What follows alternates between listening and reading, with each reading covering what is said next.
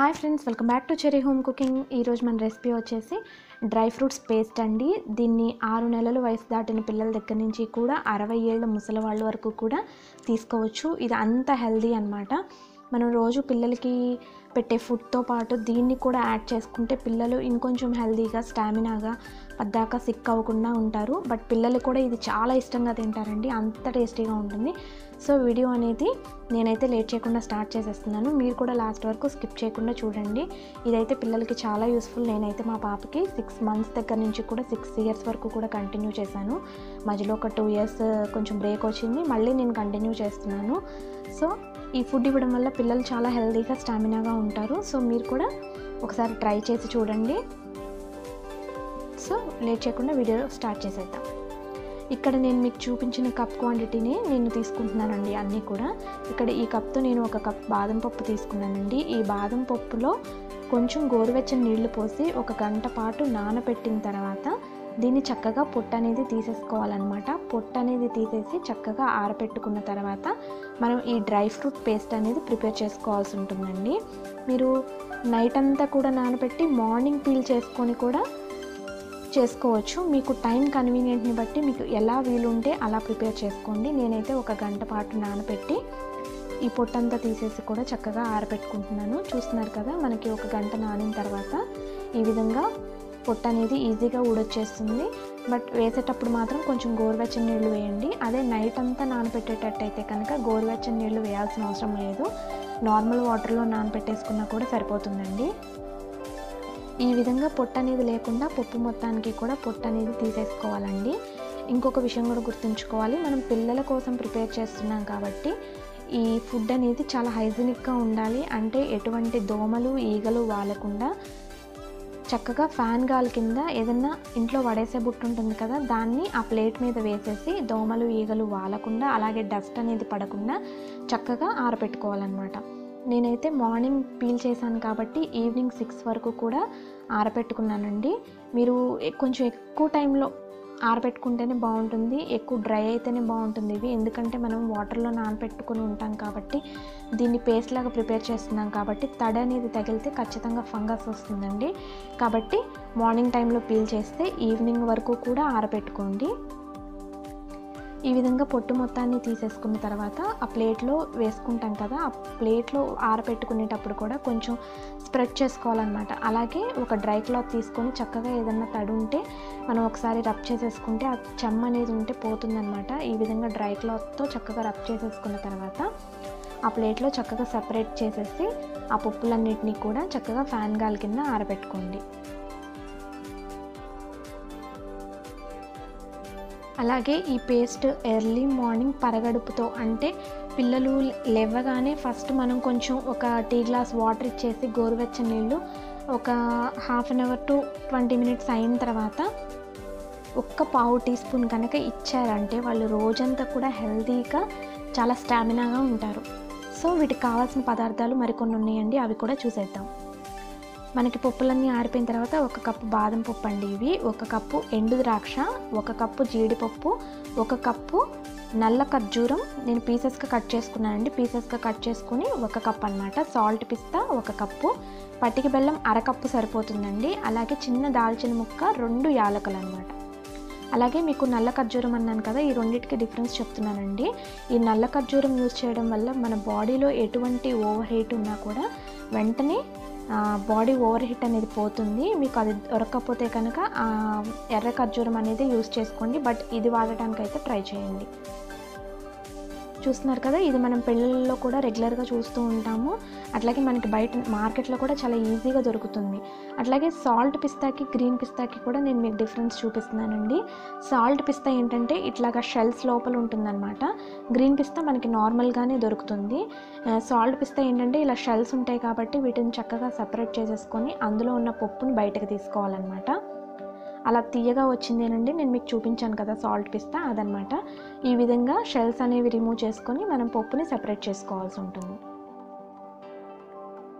అలాగే గ్రీన్ పిస్తా అండి. గ్రీన్ పిస్తా అయితే ఈ విధంగా ఉంటుంది. మీకు ఈ సాల్ట్ పిస్తా అవైలబుల్గా లేకపోతే ఇది కూడా వేసుకోండి, కాకపోతే కొంచెం క్వాంటిటీ తగ్గించుకోండి. సాల్ట్ పిస్తా అయితే మనకి ఈజీగా డైజెస్ట్ అవుతుంది, గ్రీన్ పిస్తా అయితే డైజెషన్కి కొంచెం టైం పడుతుందండి. అందుకని చెప్పేసి సాల్ట్ పిస్తా యూజ్ చేస్తున్నాను ఇందులో నేను. మీకు అది అవైలబుల్గా లేకపోతే ఒక అరకప్పు వరకే వేసుకోండి, ప్రాబ్లం లేదు. అట్లాగే చిన్న దాల్చిన ముక్క, 2 ఇలాచీ అని కూడా చెప్పాను కదా. ఇవన్నీ ఒక్కొక్కటిగా మనం పౌడర్స్ లాగా ప్రిపేర్ చేసుకోవాలండి. ఫస్ట్ వచ్చేసి నేను ఇక్కడ సాల్ట్ పిస్తా తీసుకున్నాను. అలాగే మీరు పప్పులన్నీ కూడా ఒక్కసారి యాడ్ చేసేసుకోవచ్చు. సాల్ట్ పిస్తాలో జీడిపప్పు అలాగే బాదం పప్పు ఈ మూడింటిని కలిపి ఒక్కసారి పౌడర్స్ చేసుకోవచ్చు అనమాట. నేను చూపించిన ప్రాసెస్లోనే ఫస్ట్ ఏది, సెకండ్ ఏది, థర్డ్ ఏది అనేది మీరు గ్రైండ్ చేసుకోవాల్సి ఉంటుందండి. ఎందుకంటే ముందుగానే కిస్మిస్ వేసేస్తే మనకి స్టిక్కీగా అయిపోతుంది అనమాట మిక్సర్. సో ఈ విధంగా 3 పప్పులు కూడా ఒకసారి యాడ్ చేసేసుకొని మనం ఫైన్ పౌడర్గా చేసేసుకోవాలి దీన్ని. చూస్తున్నారు కదా, ఇక్కడ మనకి 3 పప్పులు కూడా చక్కగా ఫైన్ పౌడర్ లాగా గ్రైండ్ అయిపోయినాయి అనమాట. ఎంత ఫైన్గా అయిపోయినాయో చూస్తున్నారు కదా ఈ విధంగా. ఇప్పుడు వీటన్నిటిని కూడా ఒక మిక్సింగ్ బౌల్లోకి యాడ్ చేసుకుందామండి. అట్లాగే ఎండు ఖర్జూరం మీకు బాగా ఫైన్ పౌడర్ లాగా అవ్వాలి అంటే ఖచ్చితంగా మీరు గ్రైండ్ చేసుకునే ముందు 2 అవర్స్ పాటు ఎండలో పెట్టుకుంటే మనకి ఫైన్ పౌడర్ అవుతుంది. ఎండు ఖర్జూరం అనేది మనం దాన్ని రోకల బండతో చితక్కొట్టేసి ఆ గింజ అనేది తీసేసి చక్కగా చిన్న చిన్న పీసెస్గా కట్ చేసేసుకొని మనం ఎండలో పెట్టుకుంటే మనకి ఈజీగా ఫైన్ పౌడర్ అవుతుంది. ఇప్పుడు ఈ ఎండు ఖర్జూరం మొత్తాన్ని కూడా మిక్సర్లో యాడ్ చేసుకొని ఫైన్ పౌడర్ లాగా ప్రిపేర్ చేసుకుందాము. మ్యాక్సిమం ఈ నల్ల ఖర్జూరం యూజ్ చేయడానికి ట్రై చేయండి. మీకు ఇది దొరకకపోతే కనుక అది కూడా యూజ్ చేసుకోవచ్చు, ప్రాబ్లం ఏం లేదు. అట్లాగే ఇక్కడ మనకి ఇది కూడా ఫైన్ పౌడర్ లాగా అయిపోయింది. దీన్ని కూడా మిక్సింగ్ బౌల్లోకి తీసుకుందాము. స్టెప్ బై స్టెప్ ఈ ప్రాసెస్లోనే మనం పౌడర్స్ చేసుకోవాల్సి ఉంటుందండి. పొరపాటున కనుక మీరు ముందు కిస్మిస్ యాడ్ చేశారు అంటే కనుక మీరు మిక్స్ చేయడం చాలా కష్టమైపోతుంది. అట్లాగే పట్టిక బెల్లం వచ్చేసి అరకప్పు సరిపోతుందండి. ఎందుకంటే ఎండు కిస్మిస్ స్వీట్గా ఉంటుంది, అట్లాగే మనం హనీ కూడా వేస్తాం కాబట్టి అది కూడా స్వీట్గా ఉంటుంది కాబట్టి పట్టిక బెల్లం అనేది 1/2 కప్ వేసుకుంటే సరిపోతుంది. అట్లాగే నేను మిగతావన్నీ కూడా ఈ కప్ క్వాంటిటీ తీసుకున్నానండి. పప్పులు కానీ కిస్మిస్ కానీ అన్నీ నేను ఒక్క పట్టిక బెల్లం మాత్రమే అరకప్పు వేస్తున్నాను, మిగతావన్నీ కూడా ఈక్వల్ క్వాంటిటీసే. అట్లాగే ఆ పట్టిక బెల్లం గ్రైండ్ చేసుకునేటప్పుడు చిన్న దాల్చిన ముక్క అలాగే 2 యాలకులు కూడా వేసాం కదా, అవి కూడా వేసుకొని గ్రైండ్ చేసేసుకోవాలి. ఈ దాల్చిన చెక్క, యాలకులు ఎందుకు అంటే దాల్చిన చెక్క అనేది మెమరీ పవర్కి చాలా యూస్ఫుల్ అవుతుందండి. అలాగే యాలకులు అనేవి హార్ట్కి చాలా మంచిది. ఎక్కువ వేయకూడదండి, చిన్న దాల్చిన ముక్క అలాగే 2 ఇలాచీ వేస్తే సరిపోతుంది. ఇవి కూడా చాలా హెల్ప్ అవుతాయి పిల్లలకి. ఈ విధంగా మిక్స్ చేసేసుకొని బౌల్లోకి వేసేసుకున్న తర్వాత ఫైనల్గా మాత్రమే మనం ఇక్కడ కిస్మిస్ యాడ్ చేసుకున్నాము. నేను మీకు చూపిస్తాను గ్రైండ్ చేసిన తర్వాత ఎట్లా అవుతుంది ఇది అని చెప్పేసి. మనకి మిక్సర్లో వేసినా కూడా కొంచెం కష్టం అవుతుంది ఫైన్ పేస్ట్ అవడానికి. అది చూస్తున్నారు కదా, ఇలా స్టిక్కీగా అయిపోతుంది అనమాట. ఇవి బాగా నలక్కపోయినా ప్రాబ్లం ఏం లేదండి. ఈ విధంగా ఈ పేస్ట్ మొత్తాన్ని కూడా ఈ మిక్సింగ్ బౌల్లోకి తీసేసుకుందాం. బట్ నేనైతే చెప్తున్నానండి, మా పాపకి 7 ఇయర్స్ వరకు రెగ్యులర్గా యూజ్ చేశాను. ఏం లేదండి దీనివల్ల పెద్ద అలా అని ఎక్కువ సిక్ అవ్వకుండా ఉంటారు, పెద్దగా ఏముండదు. ఎక్కువ సిక్ అవ్వకుండా కొంచెం స్టామినాగా ఉంటారు పిల్లలు, వాళ్ళకి హెల్తీగా ఉంటుంది ఫుడ్ అనేది.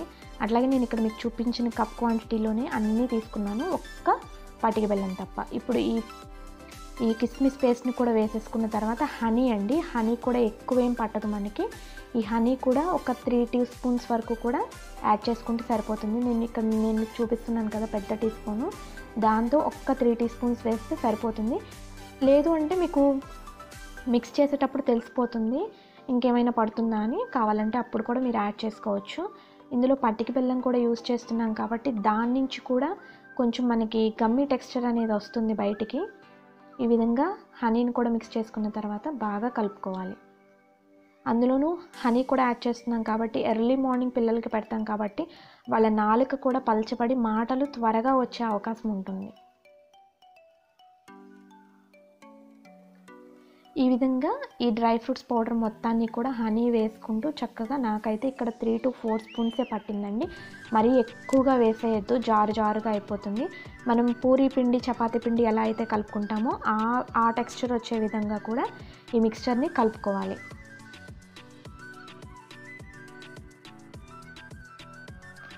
చెప్పాను కదండి, మార్నింగ్ పిల్లలు లేవగానే ఒక అర టీ గ్లాస్ నుంచి టీ గ్లాస్ వరకు కూడా గోరువెచ్చని నీళ్ళు ఇచ్చి ఒక అరగంట ఆగిన తర్వాత ఒక్క పావు టీ స్పూన్ పెడితే సరిపోతుందండి. 6 నెలల పిల్లల వయసు నుంచి స్టార్ట్ చేస్తాం కాబట్టి వాళ్ళు ఫుడ్ అప్పుడే స్టార్ట్ చేస్తారు కాబట్టి తీసుకోవడం, వాళ్ళు తింటున్నారు కదా అని మరీ హెవీగా పెట్టేయకూడదు. ఎందుకంటే డ్రై ఫ్రూట్స్ అనేవి అంత ఈజీగా డైజెస్ట్ అవ్వవు. కాబట్టి ఒక పావు టీ స్పూన్ నుంచి స్టార్ట్ చేయండి. పావు టీ స్పూన్ స్టార్ట్ చేసి ఒక 1 ఇయర్ వరకు వచ్చే వరకు కూడా పావు టీ స్పూన్ క్వాంటిటీయే పెట్టండి. 1 ఇయర్ దాటిన కాడ నుంచి హాఫ్ టీ స్పూన్ క్వాంటిటీ, అలాగా 2 ఇయర్స్ దాటిన కాడ నుంచి 1 టీ స్పూన్ క్వాంటిటీ. అట్లాగే చెప్పాను కదండి, టీనేజర్స్ కూడా తీసుకోవచ్చు, అలాగే 60 ఇయర్స్ వాళ్ళు కూడా తీసుకోవచ్చు. ఇలా ఏ ఏజ్ అనేది లేదు, ప్రతి ఒక్కళ్ళు కూడా మార్నింగ్ పరగడుపుతో ఇది తీసుకుంటే చాలా బాగుంటుందన్నమాట. చూస్తున్నారు కదా, ఈ విధంగా మొత్తాన్ని కూడా మనం ప్రిపేర్ చేసుకున్న తర్వాత దీన్ని ఒక గ్లాస్ జార్లో స్టోర్ చేసుకోవాలండి. స్టీల్ డబ్బాల్లో, ప్లాస్టిక్ డబ్బాల్లో ఇలా కాదు, ఒక గ్లాస్ జార్లో స్టోర్ చేసుకుంటే మనకి బాగుంటుందన్నమాట. ఎప్పటికప్పుడు ప్రిపేర్ చేసుకుంటే ఇంకా బెటర్ అండి. నిలవ ఉంటుంది, ప్రాబ్లం ఏం లేదు. ఒక 1 మంత్ అయినా 2 మంత్స్ అయినా నిలవ ఉంటుంది, ప్రాబ్లం ఏం లేదు. కాకపోతే మనం పిల్లలకి పెట్టేటప్పుడు ఎప్పుడప్పుడు ఒక 10 డేస్కి 15 డేస్కి ఒకసారి ప్రిపేర్ చేసుకుంటే ఇంకొంచెం బాగుంటుంది బెటర్గా. నేను ఇక్కడైతే ఒక 1 మంత్ వరకు వస్తుందండి నాకు ఇదైతే. చూస్తున్నారు కదా, ఈ విధంగా గ్లాస్ జార్లో స్టోర్ చేసుకున్న తర్వాత చక్కగా గాలి ఆడకుండా మూత పెట్టేసుకొని మార్నింగ్ టైంలో తీసుకుంటే చాలా యూజ్ అవుతుంది. సో ఫ్రెండ్స్, ఈ వీడియో నేను మీ అందరికీ యూస్ఫుల్ అవుతుందని అనుకుంటున్నాను. ఈ వీడియో కనుక మీ అందరికీ నచ్చితే, అలాగే మీలో కూడా ఎవరైనా చిన్నపిల్లలు ఉంటే వాళ్ళకు కూడా యూస్ఫుల్ కాబట్టి ఖచ్చితంగా షేర్ చేయండి. నేను ఇక్కడ చూపిస్తున్నాను కదా క్వాంటిటీ, స్పూన్తో ఎంత తీసుకోవాలనేది ఈ విధంగానేనండి. ఆ పిల్లలు తింటున్నారు కదా, పిల్లలు ఏ ఫుడ్ తీసుకోవట్లేదు కదా, మనం అచ్చంగా ఇది పెట్టేద్దాము అలా అయితే కాదండి. 6 నెలల పిల్లల దగ్గర నుంచి 6 నెలలు వయసు వచ్చిన దగ్గర నుంచి 1 ఇయర్ లోపు పిల్లలకైతే పావు టీ స్పూనే పెట్టండి. 1 ఇయర్ దాటిన దగ్గర నుంచి హాఫ్ స్పూను, 2 ఇయర్స్ దాటిన దగ్గర నుంచి కూడా 1 స్పూన్ సరిపోతుందండి. ఆ క్వాంటిటీ అనేది మనం మెడిసిన్ అయితే ఎంత తీసుకుంటే ఎంత చక్కగా పనిచేస్తుందో సేమ్ అదే ప్రాసెస్లో ఇది కూడా ఉంటుందండి. సో ఫ్రెండ్స్, ఈ వీడియో కనుక మీకు నచ్చితే ప్లీజ్ లైక్ చేసి, షేర్ చేసి, అలాగే సబ్స్క్రైబ్ చేసుకోండి.